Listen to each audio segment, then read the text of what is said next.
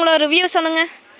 நான் பார்த்தீங்கன்னா கிருஷ்ணகுமார் அவினாசியிலேருந்து வர்றேன். இப்போ வந்து காலேஜ் செகண்ட் இயர் பிகாம் படிச்சுட்ருக்கேன். படித்து முடிச்சுட்டு ஒரு ஆர்கானிக் ஃபார்மிங் ஒன்று ஆரம்பிக்கணும்னு ஒரு இன்ட்ரெஸ்ட்டில் தான் இந்த ஃபார்முக்கு வந்தேன்.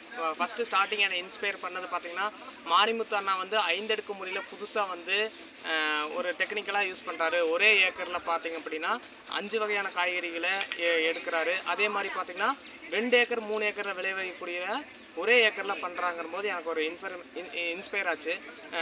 இங்கே பார்த்திங்கன்னா காலையிலேருந்து அவர் வந்து ஸ்டார்டிங்லேருந்து உணவு அந்த உழவு மேலாண்மையிலேருந்து மண்ணை வந்து மேம்படுத்துறதுலேருந்து லாஸ்ட்டு அந்த வந்து விற்பனை முறை வந்து ரொம்ப தெளிவாக சொல்லி கொடுத்தாரு. நான் வந்து வெளியிலலாம் பார்த்திங்கன்னா நிறைய பேர்த்துக்கிட்ட வந்து இது கேட்டிருக்கேன், சஜஷன் கேட்டிருக்கேன்.